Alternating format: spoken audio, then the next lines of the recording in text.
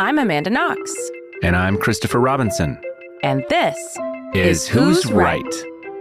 Between our usual Labyrinths episodes, we sit down to debate something quite serious. Or silly. And ask you, who is right? It's me. It's me. It's me. It's clearly me. No, definitely me. It's me. Me? No, me. It's me. How could it be anyone but me? Says the man sleeping on the couch.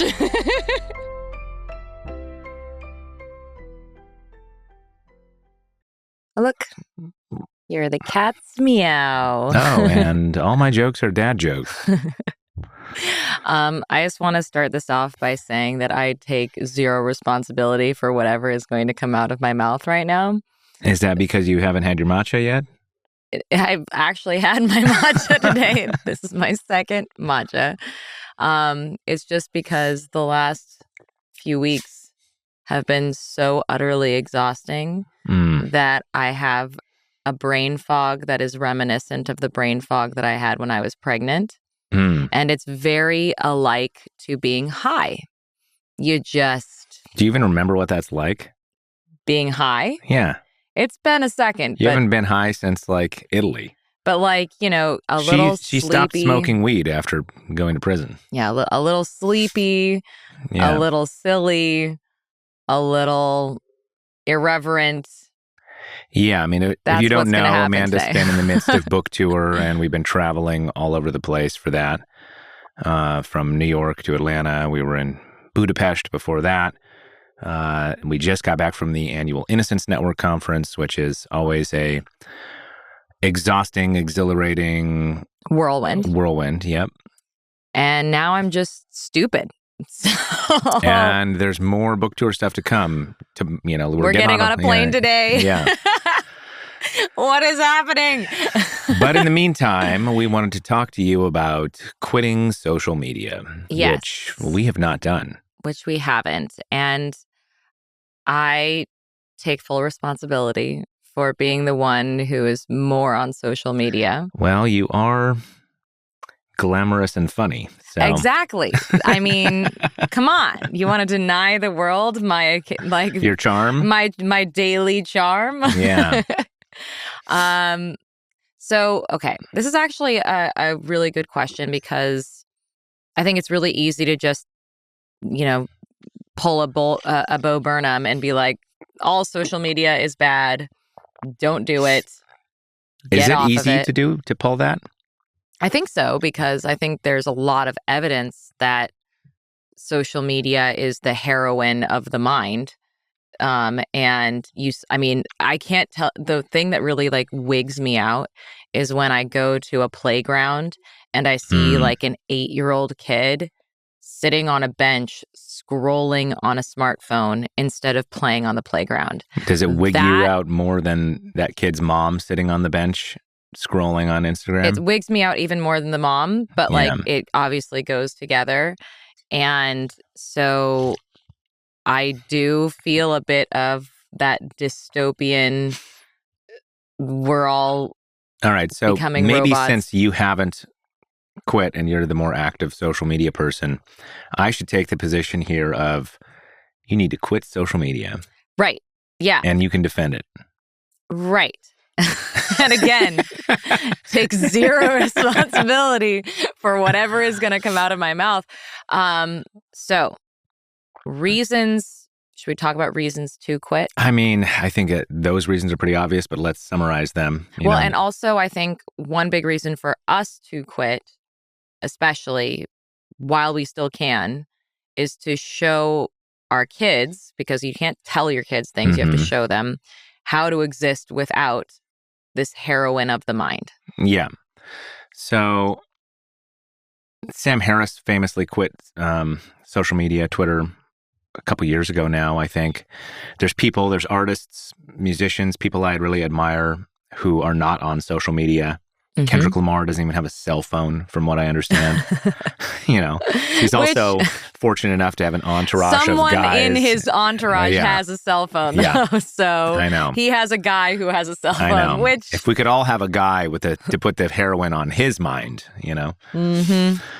So, and me, having done a silent meditation retreat a little while ago, especially, like, the value of being present in the moment is really crucial to me and to you. Yes. And I think that one of the huge things that the world of the phone in general, not just social media, but like the world of the phone, the world of the emails, phone, the whatever. Yeah, it takes you out of the present moment, and it has you interacting with people that are distant from you in time and in space, because you may be, replying to a comment that happened 12 hours ago, or to sending an email that someone won't read for 3 days. And it adds a layer of pseudo-anonymity or anonymity at times, and superficiality, all of which are very different modes of interacting. Also, the sense of urgency, like I got an email, I have to respond to it right now, that kind of thing. So I think just pure mental health-wise, not being on social media is the better choice. Right? Jonathan Haidt's Anxious Generation book came out a little bit ago, talks a lot about this, especially the result of social media on young people and girls especially, because it not only takes you out of the present moment, but it also encourages you to constantly compare yourselves with other people. Perform yourself. Perform yourself and compare yourself. Yeah. Which just wrecks a sense of self-esteem. And again, that constant interaction. Like there's never a moment of, I think one of the things that's really insidious about social media as it is designed is there's a constant hit happening. Yeah. There's never a moment of a little pause. Dopamine addiction. Exactly. Yeah. And it's just one after another after another. It's one image, one video after another after another. And so you start to develop a sense both of urgency and of like low attention span. It's hard to concentrate. I think it all fragments of those your things, attention. Exactly. You lose the ability to just be a little bored. Yep. To just interact with your mind when it is quiet. Yeah. Yeah, like people talk about how social media is really good for when you go to the bathroom, because what else are you going to do? Just sit there and be with yourself as you're pooping. And it's like, maybe we should be being with ourselves as we're pooping. When you're pooping is a great time to just think about the fact that you are a complicated tube. Essentially, we all evolved from little wormy organisms in the primordial soup, and we eventually grew arms and legs and brains and all that stuff. But fundamentally, you are still a mouth connected to a butt. And how many of us are answering emails while pooping now? I wonder how many emails I receive from someone who's in the midst of poop. You want that little automated tag at the bottom of the email. Sent while pooping. Okay, so how am I going to defend this? It's obviously a horrible cancer on society. Why do you do it? Wait, hold on. Wait, actually, we didn't mention this. It destroys democracy, destroys society, all this stuff too, right? It doesn't just have individual effects, but in the aggregate, it foments tribalism. It surfaces the most attention-grabbing content, which causes people to have a false image of how terrible things are in the world. So it increases, I would say, pessimism. I think traditional media did that as well. But traditional media didn't notify you the second that it happened, right? I mean, the big difference with, say, newspapers is that the moment that some shooting happens, you don't get a bing, and then everyone else simultaneously gets a bing, and then all of a sudden the global conversation is, Got it. All right. So defending social media. Why do I do social media? There are a lot of people out there who I do have relationships with who would be really hard to maintain relationships with if I did not have social media. I'm thinking of everyone that's in the innocence movement world. These are people who are spread out across wide spaces. And as we just said, we saw all these people like just a few days ago, but that's once a year that we get to see this community of other exonerees and Innocence Project folks. Right. So social media does give you access to them and their world, and gives you an opportunity. This is Mark Zuckerberg's answer, basically. Sure. It's not wrong. in the sense that, like, I otherwise wouldn't know that my friend Anthony DePippo went to a big wrestling match and was really excited. And then it gives me an excuse to text him and be like, oh, it looks really like that was really fun. Like, there are ways that we can keep up with each other. That is a true thing. Now, does that mean that you might spend more time cultivating relationships that are across distances as opposed to relationships that are in your present vicinity? Maybe.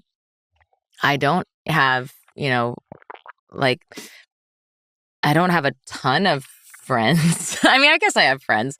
But like, even the friends that I can see on in the nearby, like, our friend Kate Endel, who's an artist. I follow her on social media, not because I can't see her in real life, but because I get to see her art more. Like, I don't get to see her art all that much when we just go and have a dinner party. I get to see all of her art on social media when she posts. So I think there is something to the idea of being interested in someone else's curated content. It's almost like you're being given access to a friend of yours vision board. Right? Like, oh, here's the vision board of my friend's life. You're particularly talking about something like Instagram here. Yes. Right. Twitter and Bluesky are not vision boards necessarily. They're idea vision boards. It's all a vision board. It is. I think that's a generous term for some people's Twitter feed is full of political, hatred. Well, right? So some people shouting about politics. Like, that's not a vision board. I mean, it's a representation of that person's way of like interacting with serial killers, Some people's, that's what it looks like, right? Yeah, and I think that it's interesting that some people's vision boards look like a serial killer's, dungeon. Like, maybe, just maybe, if we all imagined our social media feeds as curated content and vision boards, we would recognize that we look like freaking psychopaths if all we do is like, like crazy headlines and then like weird screeds. You also interact plenty with people that you don't know. Mm-hmm. You make jokes. You find friends you're probably never going to meet that are just your Bluesky friends. I'm not done making my case. Make it. I'm helping you. Which is that you have an audience. So say you are someone like myself who, I guess in a way, is a professional performer. But even if you're not a professional performer, I think they're like having an audience gets a bad rep. That, a lot of people argue, we're just performative on social media. It's not authentic. It's not authentic. And in response, I might say, yeah, and theater isn't authentic either. We're all putting on a show, and is in a way it could be interpreted as art form. The problem is if the stage of social media becomes the lens through which you interpret your entire reality or your entire self-worth. Like, I think that it is true that if we spend too much time on stage, we lose track of what it means to be a real person in the real world and to be a part of an actual community and to find the people around us who we can interact with in a meaningful way. But I do not think that it is necessarily a bad thing to seek out an audience of people who might appreciate your weird sense of humor. Yeah. And, or even your weird sense of political tirade. I mean, that's the sort of defense of echo chambers is you just talking to your people. And I think that it's not necessarily a bad thing to be validated in that way by an audience. I would also add, to bring it to a deeper, kind of more Buddhist level for a moment, Alan Watts would say that, like, I'm the character Alan Watts, right? Mm-hmm. That you're on a stage everywhere. Mm-hmm. You're always playing the character of yourself. One way to think of it maybe is like the way that Shrek is made of an onion with layers, right? Like, you have various masks that you wear in society. And this is an essay that I'm working on writing, which is about like how actually social media, this like images, like little moments in your life that then scroll past is really what life is. It's just, here's the present moment, next, here's the present moment, next. Like, if anything, and the idea of who you are is ultimately a curated content of even for those yourself. moments, even for yourself. That sense of self is an illusion. It's just a scroll of curated content that you have collected for yourself. Unpacking that a little bit, because it's not just like, what does it mean to say that your actual, who you think of yourself just while you're sitting on the toilet without your phone? How is that curated? One way it's curated is that we often in our daily lives will say things like, I wasn't myself then, right? Oh, that wasn't me. I was drunk, I was or angry, I was angry, right? And we push away those moments, those behaviors, those actions that we feel like don't represent who we imagine ourselves to be. In the same way that we do not post a unflattering photo. Yeah. And so even in our own minds, we're saying, I wasn't myself there, because yourself is this idea that is curated by you for you. And it shoos away those darker parts of yourself that most of us don't want to face. Right. And so, so I think if anything, social media is a metaphor for how we actually exist and think of ourselves in the world. And no wonder everyone's anxious, because we are all anxious in our own existence. This is the whole idea of suffering, this like clinging to this sense of self that we want to be a certain way when it is not that. And so, in a way, you could argue that taking part in social media is a metaphor for existence. And then the one other thing that I will say about, and this is like kind of a legitimate argument for social media, is how else am I going to know about the little houses in Japan that are up for sale? And how else am I going to learn these fun little tips and tricks that moms use? That sometimes I'm like, what was that for? But I'm going to give you a few more arguments for your side here. Oh, okay. Yeah. Great. So there's activism, which you do a fair bit of on social media. Like you've educated a lot of people. I mean, judging by the view counts. I would argue that's still like the audience argument. So you have an audience for a lot of different things. It can be for your own jokes. It could be for educating people. I think that... I mean, yes, but the audience isn't the same thing as like the Arab Spring, right? Like people coordinate, movements get, grassroots efforts get off the ground. Those things happen from people with micro audiences to other micro audiences. And like there are bigger voices in those conversations. But real change can happen through social media. Yes. So coordinated effort. Yeah. Sure.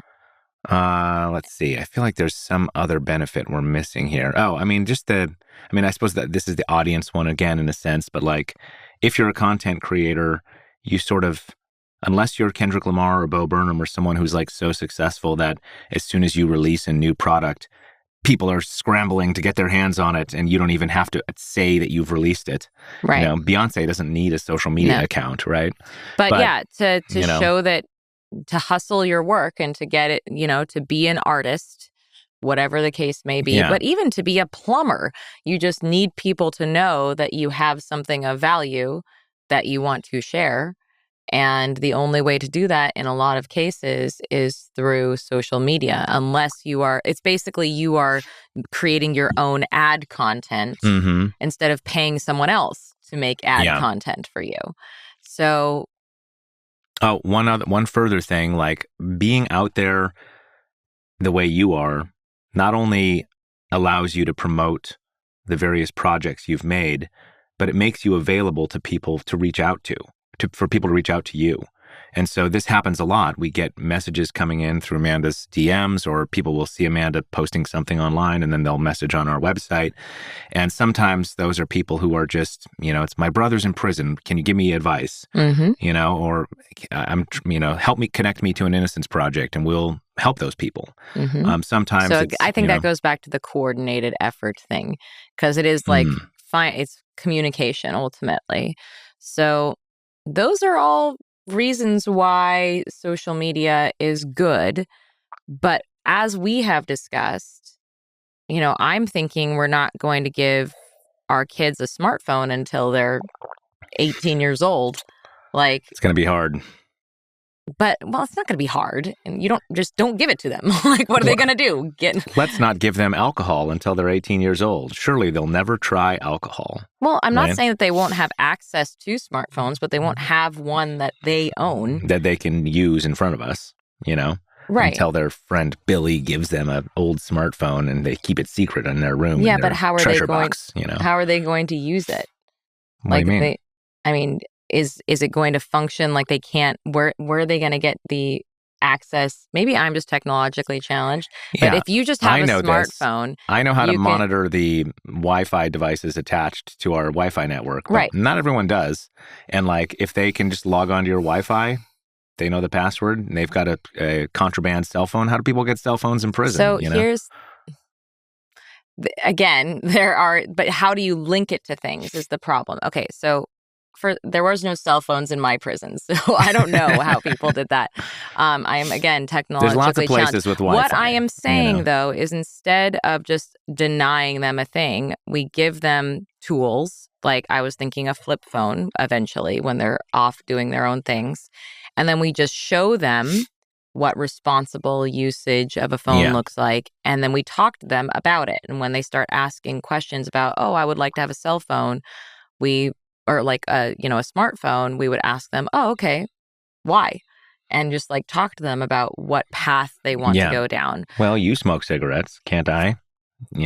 Right, exactly. And I think that it's when we have that discussion with them. I saw, again, on social media, a really great video of somebody talking about how he's never had an argument with his son because it's always been a conversation. Like when his son started having some attitude or whatever.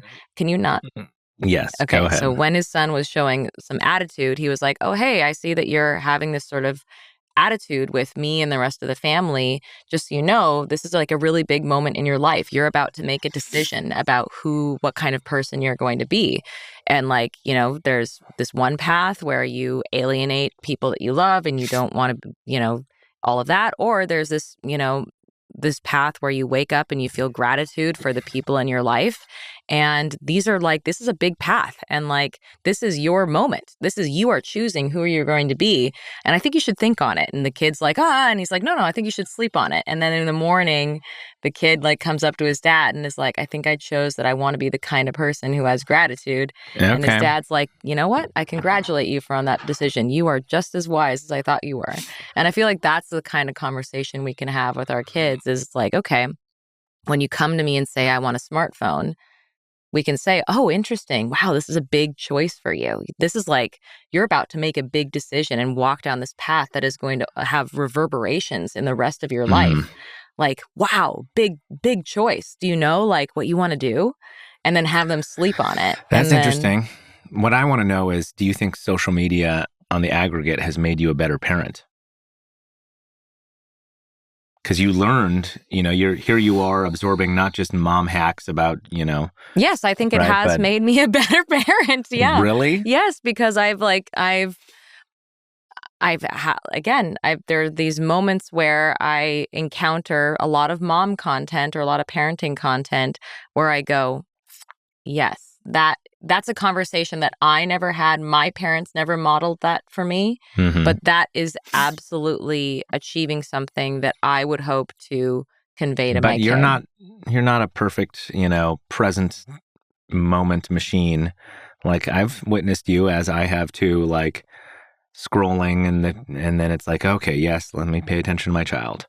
Yeah, right? no, that's not good. Because that's the downside, right? It's you're learning great ways to talk to your kid, and there's your kid right over there. Yeah, no, it's horrible. I take responsibility for that, and I don't want to do that. I think that's a really bad thing to do. Maybe the argument against this is that even if it's possible to develop a healthy relationship with this mode of interaction, social media and the world of the phone, in your life, what does it do in aggregate to society? Because a lot of people are not doing that, right? But I think the way that it interacts in any person's life also becomes the way that it has an aggregate effect on society. This is going to sound like a total tangent, but like soda tax. Like you and I don't drink soda, right? We have made a healthy choice with the liquids, but not putting super sugary liquids into our body on a regular basis, right? Yeah. A bunch of people out in society do make that choice, and it causes type 2 diabetes and so forth, and it causes a burden on the healthcare system, yada, yada. Do you support things like a soda tax? Like, would you support the government putting a thumb on the scales in some way to make bad social media habits, bad phone use habits, like more burdensome for people so that they're less likely to do them? Yeah, I think I would, because I think that it is as addictive, if not more addictive, than sugar. And because of its addictive nature, it's hard to trust people to be responsible users of it. This is such an interesting argument I'm about to make, but like, imagine, you know how your phone has like wellness tools? You can limit the number of hours you can do on an app. This is total paternalism, government paternalism, and I'm usually against that. Libertarians would hate this argument.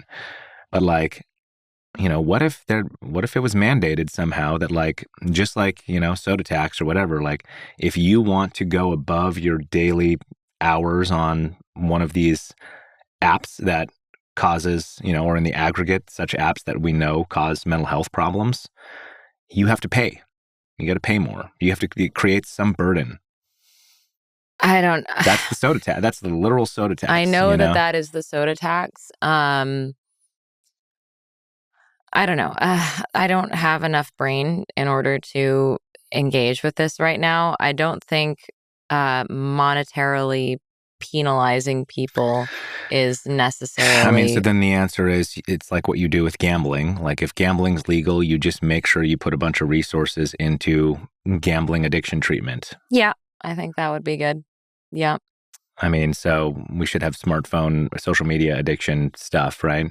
Yeah, I think we absolutely should. And I think also we should encourage more engagement with each other outside of the social media space. So all of those things that social media gives us, we are getting because we cannot find it in our day-to-day existence.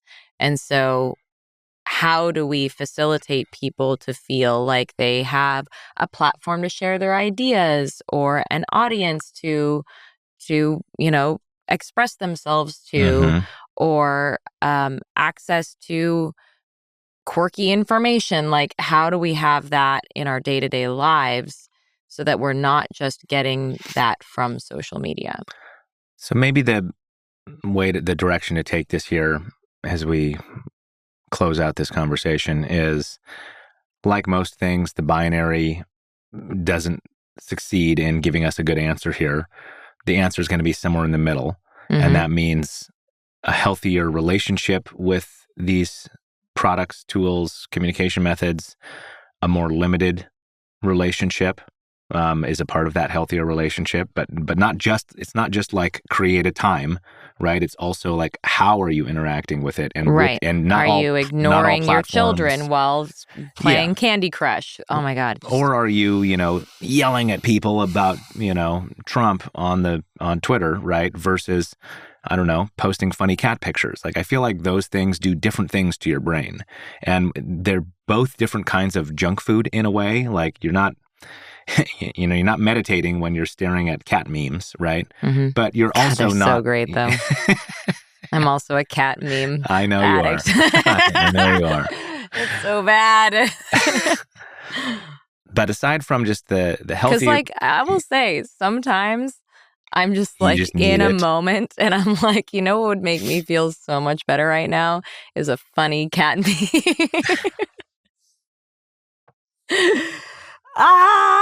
But let's also, one other thing here. Not all platforms are equal. Some platforms, the algorithm is in control 1,000%, and it's designed to hijack your brain and, you know, get you on that dopamine cycle. And you know, I think I remember reading it's not actually the most engaging thing that you want right one after another after another. Like they know how to do that, and they don't do that because the thing that creates the most retention, like user engagement, is for you to have a thing you really like to look at, and then like the search process. Yes. Oh my right? God. Then, You're like, okay, when's the next thing when's gonna the be? next thing? It's like gambling. It's honestly, it's like picking for berries on a bush. It's a lot hunter-gatherer. Like I think it's very deep in our psyche, in our consciousness, that we get pleasure from finding little moments of achievement in the midst of like, no, not that, not It's that, true. not that. It's hunter-gatherer. Yeah. Right? And that's the reason why I like thrift shopping. Like it's finding the berries amongst the pebbles. Yeah. So you know, insidious. we could talk about, how is like a place like Bluesky different, right? Like the algorithm is less in control in a place like that. Here's what right? I will say though, is I'm posting to Bluesky more than I'm reading Bluesky. I am hunting and pecking through Instagram more than I am posting. So I think that is interesting. Your relationship is inverse. Right? Like I don't actually just scroll through Bluesky and read shit.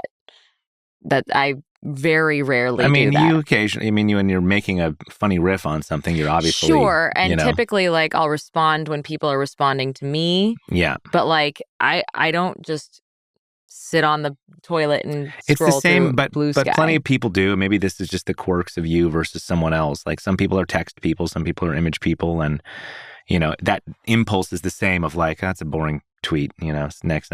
Oh, that one's funny. Right. Found the berry. Right. So, but, designing the platform in such a way that you give people the power to like detach their tweet from a quote tweet, for instance, right? That sort of thing limits people dunking on each other, right? There's things that Bluesky and other platforms are trying to do to like minimize the deleterious effects of social media, minimize tribalism, minimize people dunking, minimize, comparison. There's ways you can shape the platforms to do that. But the one thing we still haven't talked about is like, okay, not the binary of quit or don't quit, but what about detox? Is it good to just occasionally, routinely even, set boundaries that you take a break from this mode of interaction? I think yes. And the reason why I think yes is because, even just tradition has shown that getting out of your routine momentarily on a routine basis is very, very good for your mental health. If your brain needs resets, this is why forest bathing is a good idea. They show that, something like 5 days a month, you should be completely getting off of any kind of devices and just taking a walk in the woods. There's mushrooms, like anything that sort of gets your brain out of its normal, everyday waking up and grinding reality can let you access your brain more and get you out of the rut. And so that you can just be more of yourself. You don't just become this limited little version of you that is continually experiencing the same experiences and the same emotions over and over and over again. So I think yes. And I think that giving your mind and your body even an opportunity to just go out into the world and do something different for a day. It gives you the opportunity to meet new people, to encounter new ideas, to feel different emotions. And that can then make it feel so that you're less on a treadmill of your life and that you are actually making decisions. Maybe dry January should also be dry from social media. I love that. This is the new thing. It feels like it's a double whammy then, no alcohol and no social media. Or maybe it's just a different month. Like, what month do we really not need to be? February? February? Yeah, no one needs February. No one needs to know what's happening in February. Yeah, Valentine's Day, my brother's birthday, don't tell him that. Yeah. He can post it on March 1st. Our wedding anniversaries in February. 29th of February. Post it on March 1st. Nothing interesting happens in February. Dry February. Is February Black History Month? I don't know. I don't know what month it is. Okay. Whatever it is. All right. Well, I love this idea, actually. Let's pick a month. If you have a good suggestion of what month it should be for like social media detox month, and like, let's make it a thing, at least amongst ourselves. Yeah. What month of the year should we just, quit social media for the month? And we obviously know it's not going to be any of the summer months when everyone is looking banging. So, so it's got to be a cold, sad month. All right. Well, did we solve it? Who's right? Who is right? Does anyone have any thoughts about this? I'm sure we have an incredibly intelligent audience. I wouldn't be surprised if someone has actually studied this in our audience. So please educate us about what is happening to our brains. And I didn't say anything that stupid today. No. I'm actually you were quite cogent. I don't understand how, because I feel like there's a balloon of fog surrounding my brain. You know that feeling? Yeah. Yeah. Probably a cat meme would help puncture that balloon. I know, right? Yeah. It's the right one. You know where to find us. At amandaknox.com. And also, on social media. Oh, yeah, on social media. You can find me at MamaKnox on Instagram and at amandaknox.com on Bluesky. At MC Carbon on Instagram and at Man Under Bridge. No? Where am I? This is a good sign that you are not on social media. Wisecracker? Is that my wisecracker.bluesky? Yeah. bsky.social. That's right. You post nothing, do you? I know. Good for you. I'm meditating. Yeah. Anyway, thanks for listening. Let us know your thoughts. And please, please, please share on social media that you're listening to Labyrinths. Or go up to 10 people at a bus stop. There you go. Yeah. Or they're a Target. Looking at their phone anyway. Yeah. Say, hey, excuse me. Excuse me. Sir, listen to Labyrinths. Oh, are you posting about Labyrinths? Yeah. Me too. Yeah. See you next time. Bye.